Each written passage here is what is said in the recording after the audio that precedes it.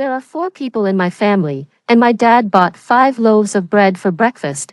My mom immediately took 3 for my brother, leaving 1 for her and 1 for dad, and told me to drink the leftover porridge from last night. I lowered my head, wiping my tears, while she kept lecturing me, saying that earning money isn't easy and I should learn to endure hardship. My dad slammed the table and said, "If it's so hard, why don't I see you begging for food?" My brother and I are 6 years apart. But my mom treats us very differently. She's told me from a very young age that our family is poor and that I should cultivate a habit of thrift. Dad doesn't think it's necessary. He always says that he's the pillar of the family, and money matters should be taken care of by adults, while children only need to grow up happily. He loves my brother and me equally, and no matter where he goes on business trips, he always brings us gifts when he returns. I really, really like my dad. But my mom doesn't like him doing that. Every time dad buys me toys or dresses, she carefully folds them and gives them away. I cried a few times and wanted to ask dad for fairness, but she wouldn't allow it, and she scolded me for a long time, saying I had been spoiled and that we should be content with the good life we already had. She also told me that those things were given to children from poor families, and I should be more understanding and show compassion. I didn't understand why my mom did that. My brother said he knew. He took my hand and ran to dad, crying loudly, saying that other people were making fun of him for having a sister who wore ragged clothes. Dad's face changed, and he stared at mom, asking why this was happening. I don't remember our family being so poor that Hannah has to wear old clothes. What happened to all those dresses I bought? Where are they? I want to see them. I've put them away. This weather isn't suitable for wearing them. Mom's eyes flickered, and she didn't dare to look at dad. She tried several times to change the subject, but my brother kept crying. I don't care, I don't like my beggar sister. He was crying loudly, but there wasn't a tear in sight. Dad ignored his fake crying and kept questioning mom. After several minutes, mom couldn't take it anymore, stomped her foot, and started crying. Fine, so what if I gave the dresses away? It's just a few dresses. Yes, I gave them away because they didn't fit Hannah. She couldn't wear them. I'm her mother. How could I harm her? Her voice was hoarse, and dad didn't continue questioning her, wanting to end the conversation, but my brother wouldn't let it go. He wiped his eyes and blinked. But mom, you also gave away Hannah's toys last time. Was that because the toys didn't fit either? Georgia, at that moment, dad finally understood. He gritted his teeth and glared at mom. I never knew you were so good at pretending to be nice, giving away my daughter's things to do favors for others. How clever of you. If you're so good at it, why don't you go become president? Maybe world peace will come because of you. Dennis, how can you say that to me? Mom was so frightened she forgot to cry. I'm her mother. How could I not care about her? I just thought those things weren't suitable for her. That's all. How could you think I'm so bad? I'd rather you were just plainly bad. Dad stared at her. There's a big difference between doing things with or without intention. Georgia, you know exactly what's in your heart, so don't force me to humiliate you in front of the kids. After he said this, mom no longer dared to make a scene. She stood quietly, not speaking, staring at the floor. I don't know what happened after that, because my brother pulled me away and ran.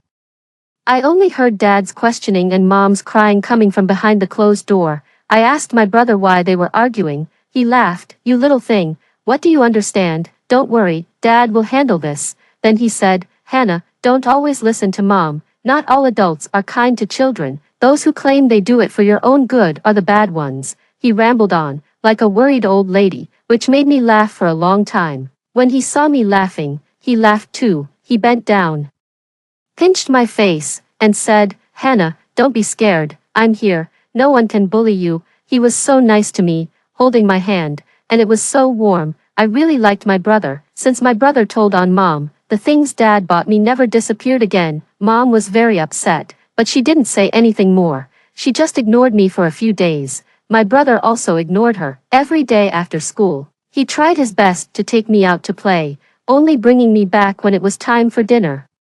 Mom thought I was distracting my brother from studying, but she didn't dare to say it directly, so she dragged me into the kitchen to teach me how to cook. I stood on a stool, nervously stirring the food, while mom looked at me with a satisfied expression. Hannah, your brother is a boy, and you are a girl. You're different. You know, he will be a big person in the future. You're unlucky, just a girl. so you have to work harder, otherwise, you'll end up failing in society.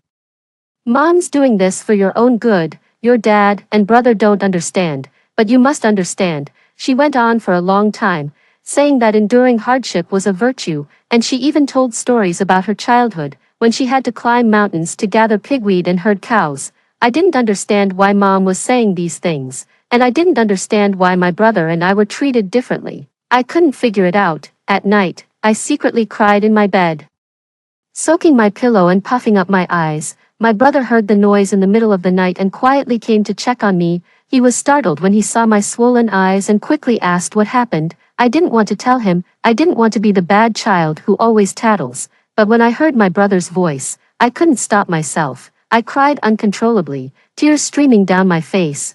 Brother, please don't hate me. I hugged him and cried non-stop, my tears and snot all over him. I won't distract you from becoming a big person, I'll be good. Can you still take me out to play? I don't want to be alone at home. The oil is so hot, it burns so much, it hurts so much. I'm scared, but Mom says girls must learn to cook, or they won't be liked when they grow up. But brother, I can't learn. My brother's face changed. He turned red and shook with anger, holding me so tightly. Hannah, how could I hate you? I love you the most. Don't listen to Mom's nonsense. Who says girls have to know how to cook? There's no such rule. You can do whatever you want, you are free. But, I looked up at my brother. Mom doesn't say that, don't mind her. My brother suddenly became stern and said to me, she has a hurdle in her heart she can't get over. This is not your fault, and it's not a reason for her to torment you.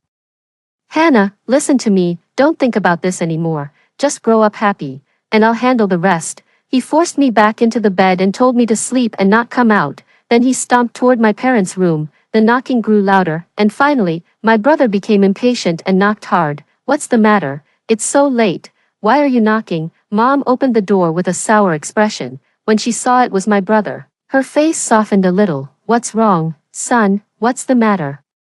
What's the matter? My brother sneered and didn't respond. He walked straight into the room, shouting, Dad, if you keep sleeping, I'll run away with Hannah. You're always at work, never caring about the family. If me and Hannah disappeared, you wouldn't even know. As he yelled, he barged in and pulled the covers off Dad, and Mom couldn't stop him. What's going on? Stop acting like you're so wronged. Tell me what happened.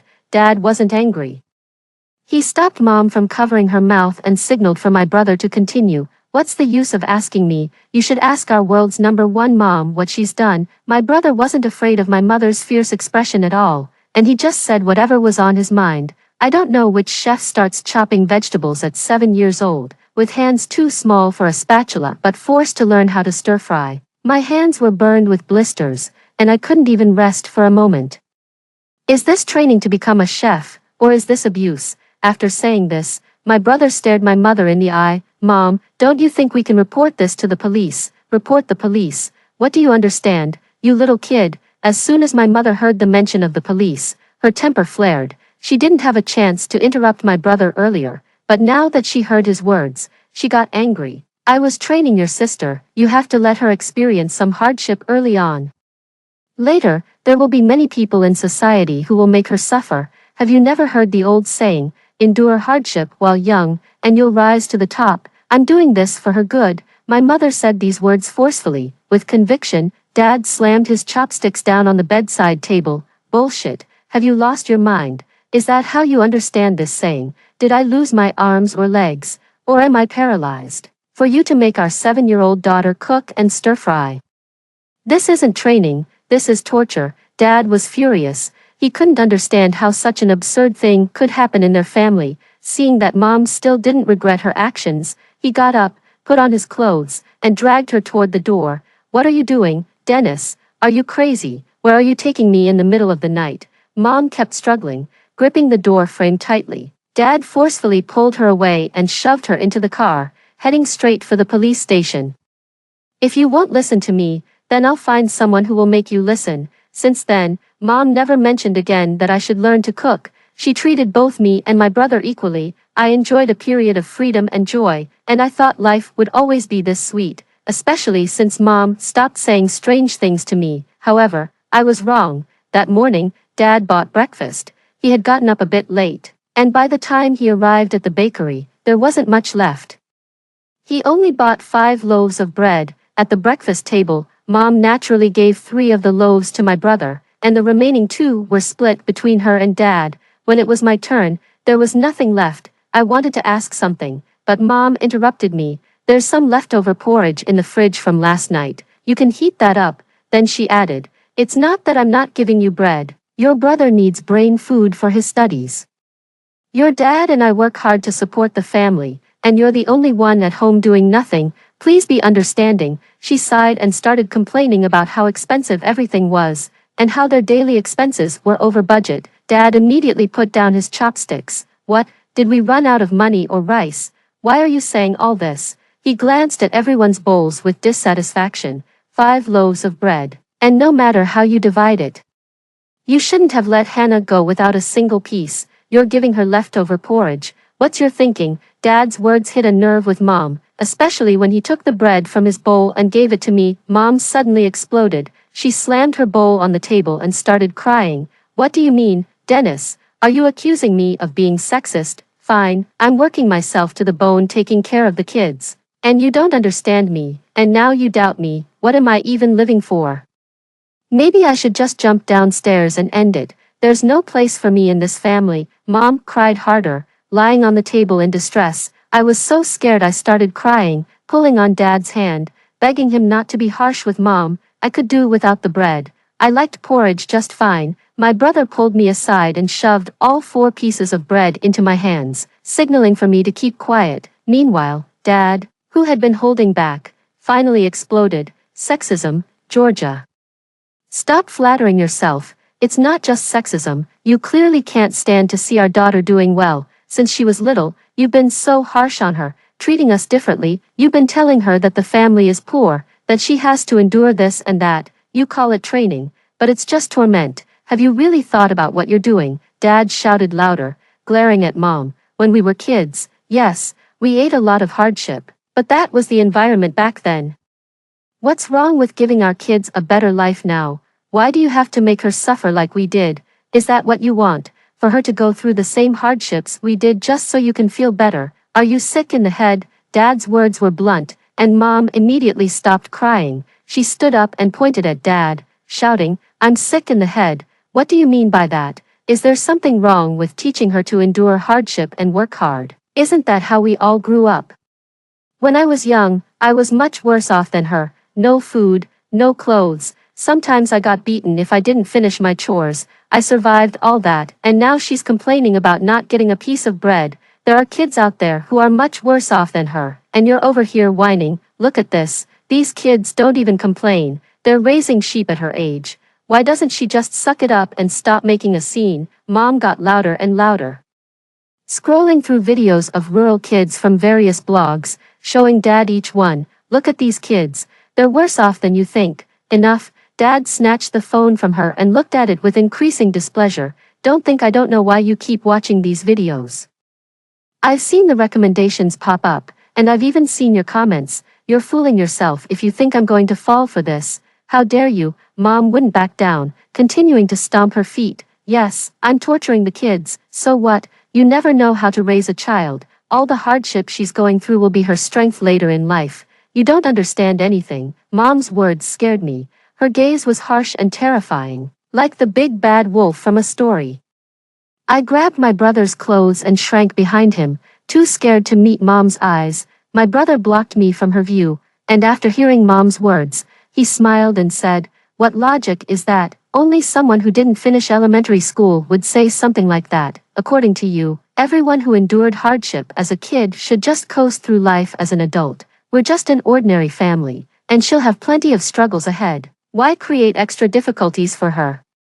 Why do you need her to suffer the same way you did to feel better? Mom, how much do you hate her? Dad and my brother took turns trying to reason with Mom, but it was all in vain. Although she stopped talking about the same things, her actions never changed. She still pushed the idea that girls had to endure hardship and be diligent. At first, I didn't understand why Mom said these things, especially since other kids' parents weren't like this. I once saw Wendy, the naughtiest kid in my class, buy several packs of chips at the supermarket. Her mom didn't stop her or scold her. she just told her to eat one pack every 3 days and that too many snacks weren't good for her health. Her mom was so gentle and kind, nothing like mine. I envy her. I also long for my mom to pamper me like that, but she always says that raising girls with too much luxury will make them spoiled and ignorant. A girl can't be ignorant, or she will be disliked by her in-laws. A distant but always recurring word in my mom's speech. My parents have argued many times because of differing views on parenting, each argument more heated than the last. One time, my dad even smashed a chair. My brother covered my eyes so I wouldn't watch and told me that kids shouldn't get involved when adults argue. He said that my mom's views weren't necessarily wrong, but they were outdated. He told me not to pay attention to her. Mom grew up in a special era.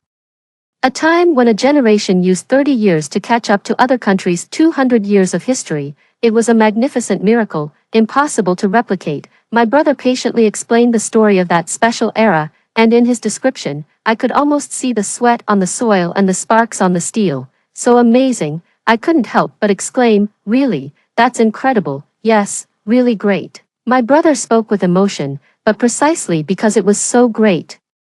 Dad and I say Mom's ideas are absurd. The hardships our predecessors endured were meant to make the next generation better, for the country to prosper. It wasn't to force everyone to go through the same struggles again. The times have changed, but older generations are still guiding the younger ones with old ideas. Isn't that absurd? Because of the clash in parenting views, my parents fought fiercely. Dad even mentioned divorce, saying he would take me and completely cut off contact between Mom and me. I didn't want that. I was not a child anymore. I understood what divorce meant, and I knew how pitiful it would be for a child to grow up without their mother. I wanted Dad to give Mom a chance and not give up so easily. I couldn't imagine life without Mom, because I begged. Dad and Mom finally sat down together. Dad silently finished his meal, ruffled my hair, and told me that even if they separated, they would still love me. I still refused, crying bitterly. Mom exhaled a long breath, her eyes filled with tears that she wouldn't let fall easily. I always feel like I'm from a different time. Everything I say, you both disagree with. Everything I do, you both dislike. What do I have to do for you to be satisfied? I think I'm right about educating our daughter. I was raised this way, and the wisdom of the older generation is all wrong. Do I always have to be the one in the wrong? Her eyes were filled with confusion and pain, her pupils scattering as she stared blankly ahead, no longer speaking. Dad gently embraced her. No, it's not that. It's just that society is developing too quickly, and we old bones can't keep up. Many new ideas and concepts are hard to accept right away. We, from the old society, are too stubborn or biased. There's no benefit to kids in this, only harm. Georgia, look ahead. Okay, don't think about that. Old suffering is a virtue idea. Your daughter is your precious child, whom you carried for 10 months. Why can't you pamper her a little more? The hardships you endured, the pains you felt, you really want her to go through all that? Dad's words made Mom think deeply. She locked herself in her room, not eating or drinking all day. When she came out, she was like a different person and treated me especially well. It felt like I finally had a mom like Wendy's. I could feel care and indulgence, and I was so happy. But my brother said Mom's attitude was strange. He said people's thoughts don't change overnight, and I shouldn't get too excited too soon, but observe more. I thought he was being overly cautious. Mom had already changed for the better. She wouldn't be harsh on me anymore. The joyful family atmosphere made me happy every day. My brother joked that I was like a silly little dog, always happily wagging my tail and not understanding anything. He even said I couldn't go to the wedding of my cousin, because my silliness might be contagious. He was so mean. How could I have such a bad brother? I complained to Mom and asked her to fix his bad habit of joking around, but she said she wouldn't intervene in our sibling quarrels. I wanted to create opportunities for them to talk more, but they both kept avoiding it. I knew my brother and Mom's relationship had become strained because of me, though they still communicated whenever I wasn't there to smooth things over. They could go a whole day without speaking to each other. I had no good solutions. I could only take advantage of my cousin's wedding as an opportunity to create chances for them to talk. Unfortunately, Dad and my brother went ahead to help my uncle, so it ended up that I only went with Mom. We missed each other, and the warm conversations on the train were all ruined. I felt so disappointed. Because we weren't traveling during peak hours, Mom bought the tickets at the train station. I stood in the waiting area, looking at the bright sunlight outside, still feeling happy. What would it be like to travel with Mom on the train? Would she point out the scenery along the way and tell me stories? Or would we sit together, browsing through funny videos on her phone, laughing? I was so excited, sipping my soda, my smile grew wider. At that moment, Mom came back. She was holding the train tickets, her expression a bit evasive. Hannah, I couldn't get 2 seats together. Would you mind sitting on the luggage with me? It won't be too long, just 6 hours, and we'll be there in no time. She spoke faster and faster, and finally, she grabbed my hand and said, "Listen, don't throw a tantrum." When I was little, she stopped mid-sentence because my tears had already fallen onto her hand. I didn't understand why she got me a standing ticket. Didn't she know that a 6-hour journey was still long? "Mom, I don't want to sit on the luggage." I bit my lip, trying to hold back the sobs. "Why do I have to sit on the luggage? Can't you buy one more ticket?" "You don't understand. I told you there aren't any 2 seats together." How many times do I have to say it? In the heat of summer, my tear fell. And Mom became impatient. She grabbed my hand, walking and scolding, "You're becoming so spoiled. What's wrong with sitting on the luggage? When I was little, I even sat with pigs on the train, if I could endure it. So can you?" At this moment, she suddenly realized something, stiffened, and looked down at me. "No, Mom didn't mean anything bad. Don't think too much. It's just not safe if we don't sit together. I can't let you sit somewhere else. I'll be worried." She added an explanation for her behavior. "You're still young. How could I let you sit alone? What if you get lost or taken? You have to understand." "Okay." Then she looked at me again. "I'm not wrong. Don't go telling your dad and brother." "I'm not afraid." I hadn't even thought of that. How could Mom say that about me? Did she think I was someone who would go tattling? I suddenly remembered what my brother had said. "Mom won't change that easily. Don't get your hopes too high. You'll only get hurt." Before, I had criticized him for being too pessimistic, but now I realized I was the naive one. Has Mom changed? No, she's just hiding it better now. I bit my lip and sat on the suitcase without saying a word. Many people were walking through the aisle, and I kept moving the suitcase to let them pass. I could clearly feel the strange looks from others, but none of that compared to the blow from my mom. She was unhappy with the expression on my face. As soon as we boarded the train, she started complaining, saying I was giving her a cold look, and that without Dad and my brother here, no one cared about what I said. I had never seen my mom like this before. It seemed like she didn't care anymore, or maybe she was certain I wouldn't tell Dad, because I longed for a complete family. I endured the pain from people bumping into me in the aisle, the scolding from uncles and aunts when I was slow to move, and the feeling of being filmed by my mom on her phone, capturing my teary-eyed expression. But I couldn't ignore the words she said in the video. "She's so spoiled. Kids nowadays can't endure any hardship." I ask her to sit on a suitcase for a bit, and she's throwing a tantrum. "I'm spoiled." Yes, she always thought I was spoiled. I started to understand why Dad and she argued. My brother was right. Kids shouldn't get involved when adults are arguing. I lowered my head, and tears began to fall.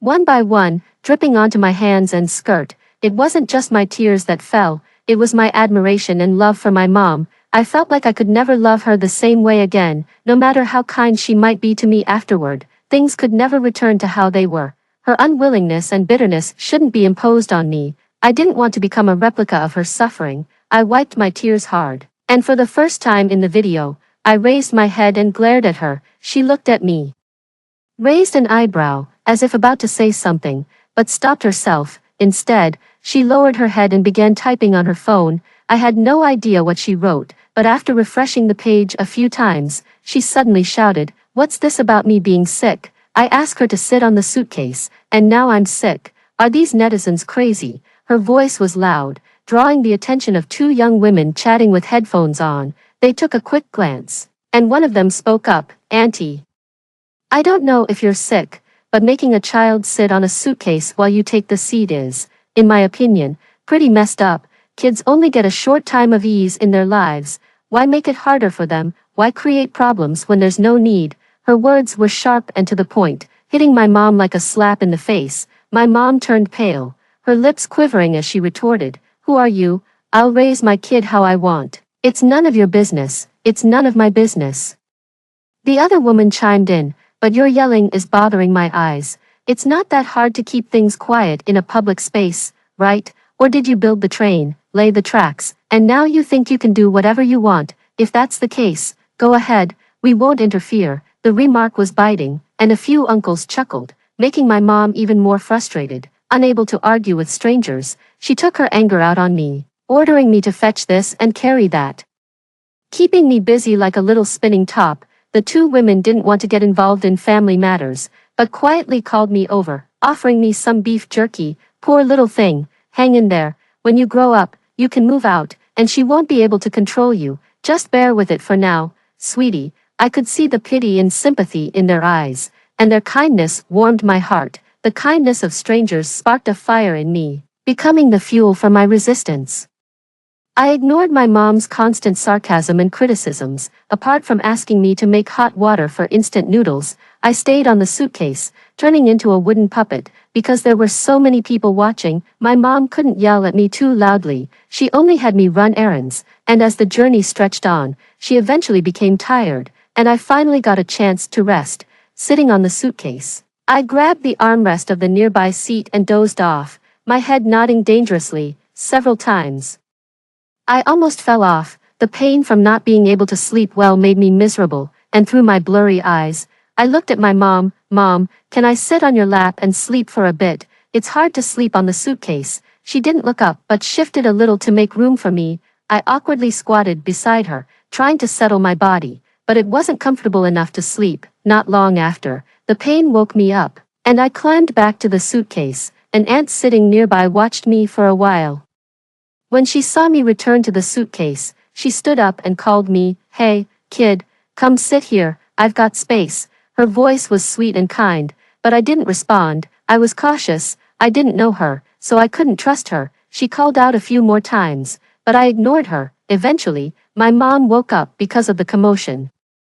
She glanced at the woman and then said to me, "If you want to sit, go ahead. We're almost there anyway." "I don't know her," I whispered. "Mom, I don't know this aunt." Right after I said that, the woman walked over and smiled at my mom, saying, "Sis, why don't you recognize me? You sound like you're from N City. I'm from there too. We might even be distant relatives." Her enthusiasm and upbeat manner quickly drew my mom in. The two of them began chatting about raising kids. And the aunt knew exactly how to speak to my mom's heart. Before long, my mom called her a confidant, and they referred to each other as sisters. "I see your kids sitting on the suitcase. It must be uncomfortable. I've got a short trip ticket with a seat. The ride's still long. Why don't you let her come sit with me? I'll make sure she's not disturbing you." The aunt smiled as she patted my head, and I tilted my body to avoid her touch. Something about her made me feel uneasy. My mom didn't refuse. She glanced at me and snorted, then waved her hand for me to go, and so, I sat next to the aunt. The 6-hour train ride felt neither too long nor too short. Eventually, I gave in to sleep, struggling for a while, but still couldn't resist the exhaustion. I dozed off, only to be woken up by the aunt shaking me. She quietly told me we had arrived and that my mom was waiting for me up ahead. She took my hand and hurried me along, and I followed, still groggy. She urged me to walk faster, so I did, turning when she told me to, but when I fully woke up, I realized I was standing in an unfamiliar place. I looked at the sign above me, my blood running cold. Panic and fear flooded my mind. Where was this? Had I left the train station? Where's Mom? Where did she go? The aunt hadn't mentioned anything about where we were going. I looked around nervously at the unfamiliar surroundings. There was no familiar accent. No towering skyscrapers like my brother described. This wasn't where I was supposed to get off. "Let go of me. I don't want to go with you." I struggled violently, trying to free myself from her grip, but my strength was too weak to break free. In fact, my frantic struggle only caused her to slap me across the face. "Stop making a scene. You've got no manners," she yelled at me, then dragged me into the crowd. I knew that if she took me away, I might never see my mom again. My teacher had taught us about human trafficking, showing us those bloody pictures and real-life stories. This was happening right in front of me, so I screamed and cried, biting and scratching at this wicked woman. I did everything I could to delay her and screamed for help. "Is this your child?" Many people had their attention drawn by our actions. Most of them just glanced at us and walked away indifferently, but a few remained, watching us with suspicious eyes. "Yes, she's my child." She's so disobedient, crying for snacks on the train. I wouldn't let her have them, so she threw a tantrum. The woman, a trafficker, changed her expression quickly, now looking worried and angry. Her accent had also shifted to match the local one, similar to the men around us. I froze for a moment, seeing that the men weren't responding and were about to leave. I immediately started crying. I don't know her. I'm not her child. Uncle, I really don't know her. I cried so desperately. Tears and snot streaming down, and managed to stop the men from leaving. I don't feel right. This child is crying so pitifully. Doesn't seem like mother and child. Suspicion shifted to the trafficker. The men surrounded her, and one of them took out his phone and called the police. This is not my child. Is she your child? Are you joking? You're wasting my time. You'll have to compensate for this. The trafficker didn't panic. She pushed one of the men aside and grabbed me. Trying to pull me away, I grabbed the man's clothes, crying even louder. I don't know her. She's not my mother. My mom's name is Georgia. My dad's name is Dennis. My brother's name is Henry. We live in Sunshine Town. I'm not her child. I don't know her. I clearly articulated the names and address, sounding so real that no one could doubt me. People around us started to gather, surrounding us silently. A grandmother stepped forward and grabbed the trafficker's arm.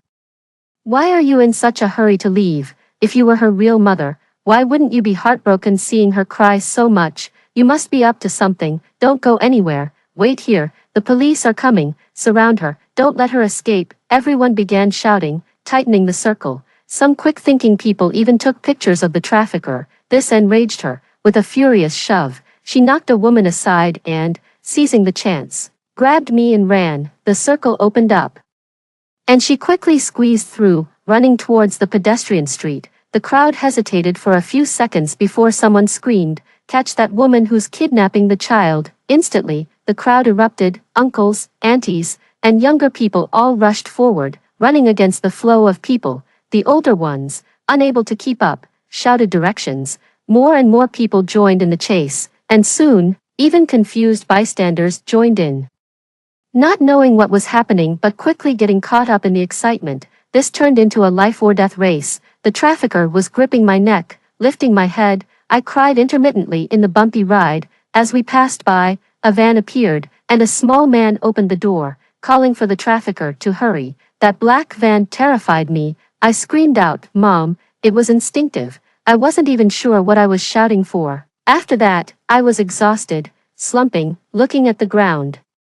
I waited quietly for fate's next move. "Child, my child." A hoarse voice came from beside me. Suddenly, someone crashed into us. The trafficker, who had been holding me, was knocked over. She accidentally loosened her grip, and I was flung forward, rolling twice on the ground before scrambling up. I had a cut on my forehead from hitting the tile, and I cried out in pain. The woman who had knocked into us immediately crawled over, hugged me tightly, and kept murmuring, "Good girl, don't cry."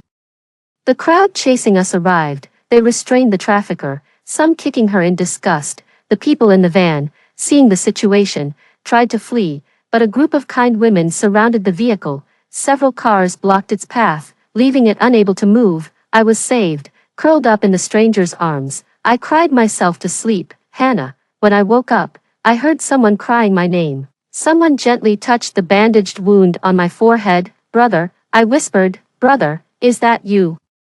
Tears streamed down my brother's face. He suddenly started crying uncontrollably, hugging me tightly, refusing to let go. "You scared me to death. You scared me to death. If you had disappeared, what would I have done?" He cried bitterly, gasping for air and coughing violently. I wanted to cry too, but seeing him so distressed, I couldn't bring myself to do it. I just smiled instead. Seeing that I was still conscious, my brother stopped crying. He wiped his tears away, lifted the curtain that separated us from the outside, and signaled for the arguing people to quiet down. "If you want to fight, go outside. Don't scare Hannah." My brother's voice was unusually harsh. "I'm not as naive as Hannah. You can't fool me." This stunned my parents, and they didn't dare argue anymore.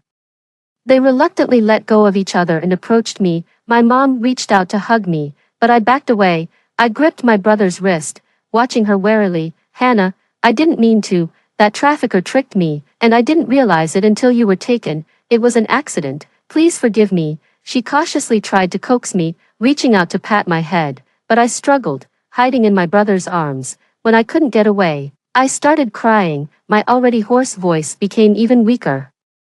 And I coughed up blood, which frightened my brother. Dad, who had been hesitating, suddenly sighed. Seeing my rejection of Mom, he said, "Georgia, the child doesn't want you to touch her. Just let it be. She's been hurt enough by you. You really think she'd let you get close again? I'm her mother. Why doesn't she want me?" Mom was frantic now. She grabbed my arm, trying to pull me out of my brother's embrace. "I've apologized. What more does she want? I didn't really lose her. Does she want to hate me for the rest of her life? It wasn't intentional. How can you blame me?" She yanked at my arms and legs. My brother tried to stop her but was pushed away. I was terrified by my mother's frantic actions, and my cries became louder. Dad sighed again. He stepped forward, grabbing Mom and pulling her outside. "I really didn't expect you to be like this. I can't deal with you anymore. It's time for us to get a divorce. For the sake of the children, just let go. Divorce is the best option." The door was getting closer. Mom almost tripped as she clung to the doorframe, refusing to leave, shouting, "I won't divorce. Dennis, you'll never separate from me. The children are mine. My way of raising them is right." Her voice was loud, and even the police officers outside were startled. A familiar figure stood up as if triggered by a keyword and rushed into my room. I saw the person extend their hand toward me, trembling as they called, "Sweetheart. Come to Mama. Mama will protect you."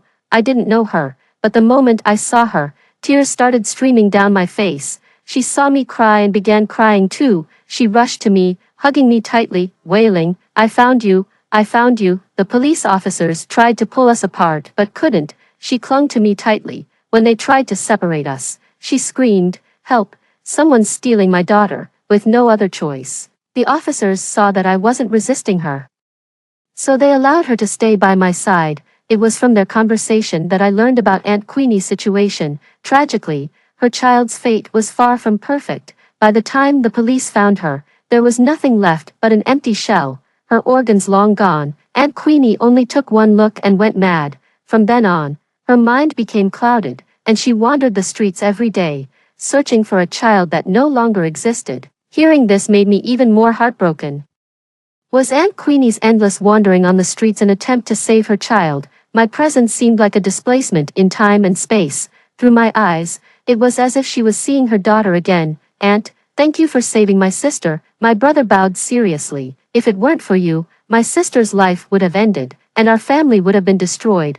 We're truly grateful." After he expressed his gratitude, Dad came back. I didn't know what he said to Mom, but after that, she never appeared at the hospital again. Aunt Queenie's family soon arrived at the hospital. Dad, full of gratitude, slipped a bank card into their hands and kept bowing, thanking them profusely. But Aunt Queenie's family refused the card. Their eyes were filled with tears and deep emotion. One grandmother reached out to gently touch my ear and smiled through her tears. "It's fate, isn't it? How old is your child?" 7 years old. "Ah, then, it's truly fate." She pinched my earlobe, smiling brighter and brighter, tears streaming down her face. "My little one is also 7 years old. She looks just like your child. This is fate. Why would we need money? If you really want to thank us, bring her over to visit us sometime. Like family, we'll keep in touch." The kindness came so suddenly that Dad and my brother were both stunned. Before they left, not only did they not hand over the bank card, but they also received a large bag of supplements. Aunt Queenie held her mother's hand, turning around to look at me, humming, "Sweetheart, I found you. I found you. Yes, you found me." Against the light, I saw Aunt Queenie's mother holding Aunt Queenie's hand tightly. "Did you see her ears? There's a small mole. She's come back. You really brought her back. She's back. To protect her. You've really protected her this time." Now, there were more people who loved me. The void left by my mother was gradually being filled by another figure.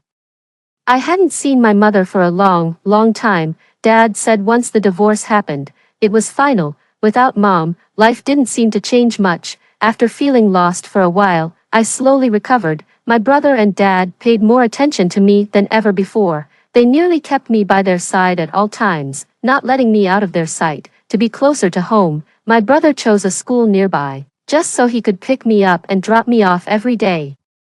Dad quit his long-term business trips and found a job that allowed him to take better care of me. As they put it, Once was enough of a scare. If it happened again, it would cost them their lives. Queenie Aunt, whose mental state had improved, often came to see me. When she was clear-headed, she would tell me stories, play games, or help me pick out dresses and comb the hair of my Barbie dolls. When she was confused, she would hold me tightly, patting my back and reassuring me not to be afraid.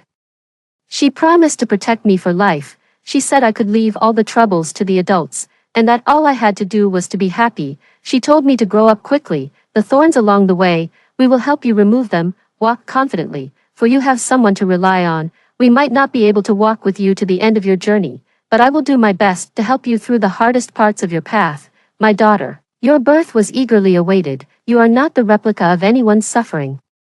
You are simply you, unique and irreplaceable. In this life, I'm honored to be your parent and walk this part of the journey with you. After hearing the story above, what are your thoughts? Feel free to share your opinions in the comments section.